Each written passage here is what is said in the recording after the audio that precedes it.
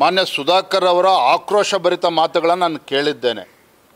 ಆಕ್ರೋಶಭರಿತ ಮಾತುಗಳನ್ನು ನಿನ್ನೆ ಸುಧಾಕರ್ ಅವರು ಏನು ಹೇಳಿದ್ದಾರೆ ಅದನ್ನು ಕೇಳಿದ್ದೇನೆ. ಒಂದು ರೀತಿ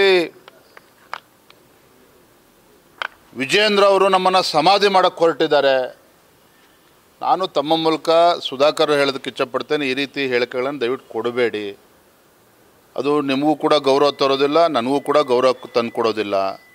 ಅಲ್ಲಿ ಯಾರು ಆಯ್ಕೆ ಆಗಿದೆ ಅವನು ಕೂಡ ಪಕ್ಷದ ಒಬ್ಬ ಕಾರ್ಯಕರ್ತ ಮತ್ತು ಸುಧಾಕರ್ ಅವರ ಸಂಬಂಧಿನೂ ಕೂಡ ಹೌದು.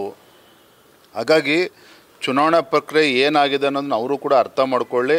ಅವ್ರು ಏನೇ ಟೀಕೆ ಮಾಡಿದ್ರು ನಾವು ಅವ್ರನ್ನ ಟೀಕೆ ಮಾಡೋದಕ್ಕೆ ಹೋಗೋದಿಲ್ಲ. ಮಾಜಿ ಸಚಿವರಾಗಿ ಅವರು ಕೂಡ ಕೆಲಸವನ್ನು ಮಾಡಿದ್ದಾರೆ.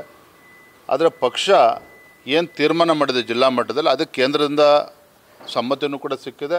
ಅದನ್ನು ನಂದು ಯಾವುದೇ ರೀತಿ ನನ್ನ ಮೂಗು ತೋರ್ಸಕ್ಕಂಥ ಕೆಲಸ ಆಗಿಲ್ಲ. ಹಾಗಾಗಿ ಈ ರೀತಿ ಹೇಳಿಕೆಗಳನ್ನು ಕೊಡ್ತಕ್ಕಂಥದ್ದು ಖಂಡಿತ ಇದು ಪಕ್ಷಕ್ಕೂ ಕೂಡ ಗೌರವ ತಂದುಕೊಡೋದಿಲ್ಲ, ಅವ್ರಿಗೂ ಕೂಡ ಗೌರವ ತಂದುಕೊಡೋದಿಲ್ಲ.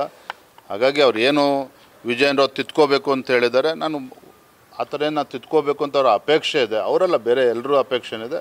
ನನ್ನ ತಿದ್ಕೊಳ್ತಕ್ಕಂಥ ಇದು ನಾನು ಕೂಡ ಅದನ್ನು ಮಾಡ್ತೇನೆ. ಸುಧಾಕರ್ ಅವ್ರನ್ನ ಕೂಡ ಭೇಟಿ ಮಾಡ್ತೇನೆ.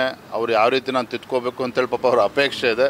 ಅದ್ರ ಪ್ರಕಾರ ನಾನು ಕೂಡ ತಿದ್ಕೊಳ್ತೇನೆ. ಮುಗೀತು, ಇನ್ಮೇಲೆ ಯುದ್ಧ ಅಷ್ಟೇ, ಆ ರೀತಿ ಮಾತನಾಡಬಾರ್ದು. ನಾನು ಹೇಳಿದ್ನಲ್ಲ, ನಾನೊಬ್ಬ ರಾಜ್ಯದ ಅಧ್ಯಕ್ಷ, ಇದೇನು ಮಂತ್ರಿ ಸ್ಥಾನ ಅಲ್ಲ. ನಾನು ಮನೆ ಮಾಟ ಬಿಟ್ಟು ಕೆಲಸ ಮಾಡ್ತಾ ಇದ್ದೇನೆ, ಪಕ್ಷ ಸಂಘಟನೆ ಮಾಡ್ತಾ ಇದ್ದೇನೆ.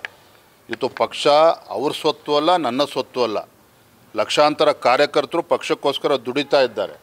ಹಾಗಾಗಿ ಇದು ಪಕ್ಷ ನನ್ನ ಸ್ವತ್ತು, ನಾನು ಮುಂದೆ ಮುಖ್ಯಮಂತ್ರಿ ಆಗಬೇಕು, ಇದನ್ನು ಕಣ್ಮುಂದೆ ಇಟ್ಕೊಂಡು ಪಕ್ಷ ಸಂಘಟನೆ ಮಾಡ್ತಾ ಇಲ್ಲ. ಆ ರೀತಿ ಹಗುರವಾಗಿ ಮಾತನಾಡ್ತಕ್ಕಂಥದ್ದು ಅವ್ರಿಗೆ ಶೋಭೆ ತರೋದಿಲ್ಲ. ಖಂಡಿತ ಆ ರೀತಿ ಮಾತನಾಡಬಾರ್ದು ಅಂತೇಳಿ ತಮ್ಮ ಮೂಲಕ ಆಗ್ರಹ ಮಾಡ್ತಾ ಇಲ್ಲ, ವಿನಂತಿ ಮಾಡ್ತಾ ಇದ್ದೇನೆ.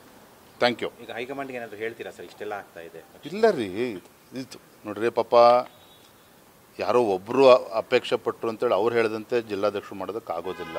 ಮತ್ತು ಅದು ನನ್ನ ಪಾತ್ರನೂ ಇಲ್ಲ, ಮತ್ತೆ ಹೇಳ್ತಾ ಇದ್ದೇನೆ. ಉದಾಹರಣೆಯಲ್ಲಿ ರಾಮಚಂದ್ರ ಅವರು ಕೂಡ ಅಪೇಕ್ಷಿತರಿದ್ದರು, ಅಧ್ಯಕ್ಷ ಆಗಬೇಕು ಅಂತೇಳಿ. ಅವೆಲ್ಲ ಪ್ರಕ್ರಿಯೆ ನಡೀತಿದೆ.